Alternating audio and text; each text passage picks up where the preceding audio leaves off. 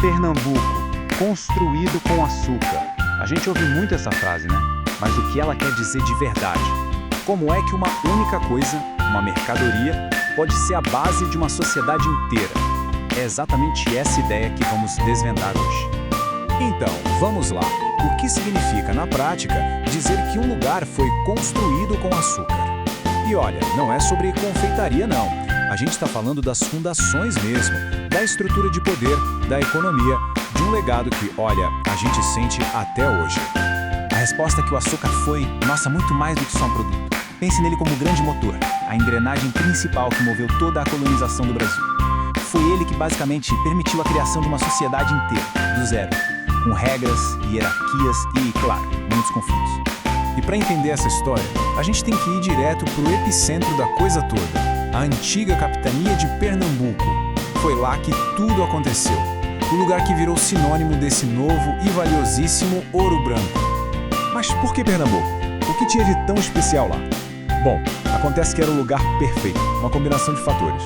O clima, ideal, chuva, na medida certa, e o mais importante, um solo super fértil, um barro escuro chamado massapê, que era simplesmente perfeito para plantar cana. E para fechar com chave de ouro, a localização era ótima, mais próxima da Europa, o que facilitava demais o transporte.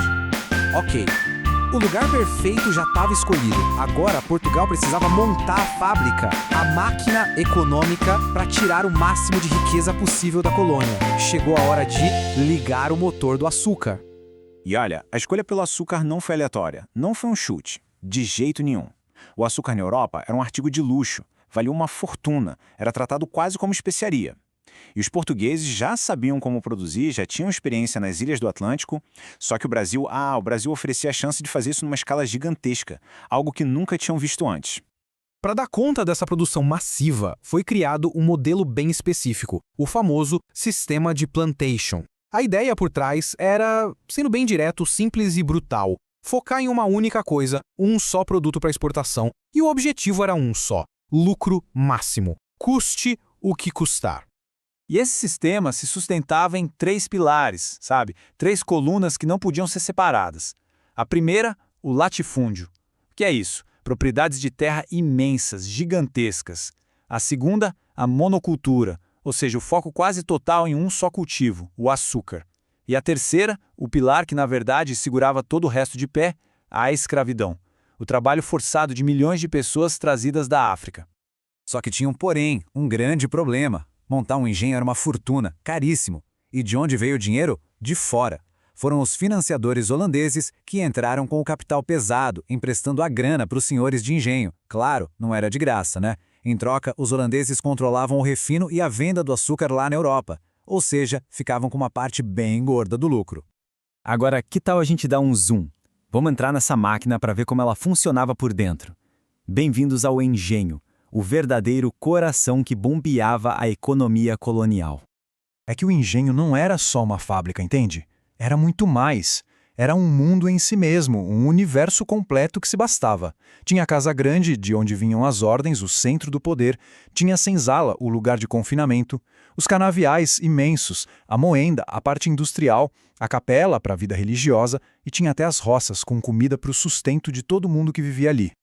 E o processo de produção? Era como uma linha de montagem, mas uma linha de montagem bem brutal. Primeiro, a cana era colhida, ia para a moenda, para esmagar e tirar todo o caldo. Depois, esse caldo ia para a caldeira, uns caldeirões enormes, onde era fervido até virar um melaço bem grosso.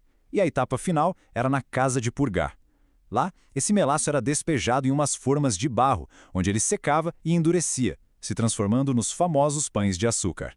E aqui, aqui a gente vê a grande contradição do engenho, escancarada. De um lado, a Casa Grande, luxo, poder, festas, o símbolo da riqueza. E do outro lado, literalmente a poucos metros, a senzala. Um lugar precário, sem janela, superlotado, úmido, um lugar de controle trancado toda a noite. Eram 2 mundos completamente opostos, vivendo um colado no outro. É claro que um sistema econômico como esse acabou criando uma sociedade com a mesma cara, rígida, hierárquica e extremamente desigual. Uma sociedade que foi, em todos os detalhes, moldada pelo açúcar.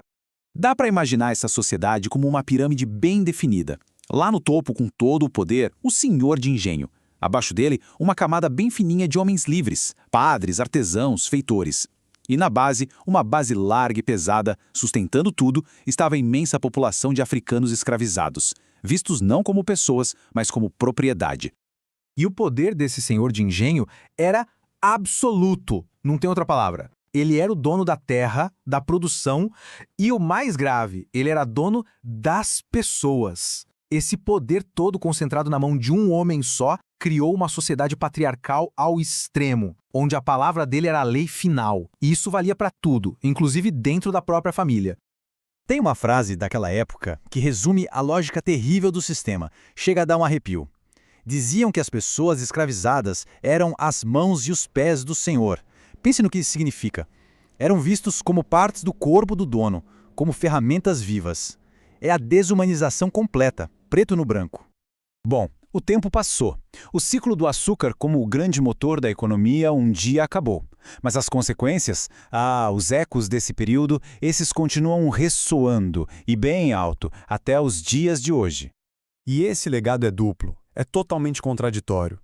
De um lado, a gente vê a riqueza que ele gerou. Está lá na arquitetura colonial, nas igrejas, nas artes.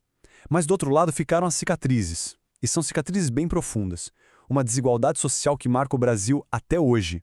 E a devastação gigantesca da Mata Atlântica, que foi derrubada para dar lugar aos canaviais. E é interessante pensar que essa história não ficou só no passado, não está só nos livros. A cana-de-açúcar continua lá. Claro, não tem mais aquele poder todo, mas ainda é uma parte bem importante da agricultura de Pernambuco. É como um elo, uma conexão viva com todo esse passado. E tudo isso nos traz a uma última pergunta, uma provocação final para a gente pensar. Quando olhamos para o Brasil de hoje, para a sociedade, para a economia, para a distribuição de terras, de que maneiras esse passado de açúcar ainda se manifesta? Fica aí a reflexão.